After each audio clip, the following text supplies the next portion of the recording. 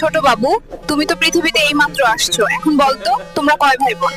আমরা 3 ভাই বোন, আমি, আব্বা আর আমার মায়ে।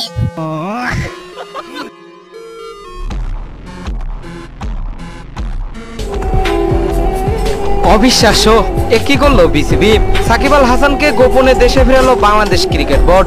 যে খবরটা এখনো জানে না অনেকেই, আর জানলে আপনিও চমকে উঠবেন। দর্শক, বিস্তারিত জানতে ভিডিওটি না টেনে একেবারে সম্পূর্ণ দেখতে থাকুন। নেদারল্যান্ডের বিপক্ষে খেলবেন সাকিব, সত্য নাকি গুঞ্জন?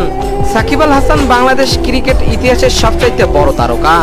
রাজনৈতিক টানাপড়ায়, হত্যা আর দুর্নীতির অভিযোগ সব মিলিয়ে দীর্ঘদিন দেশের বাইরে তিনি।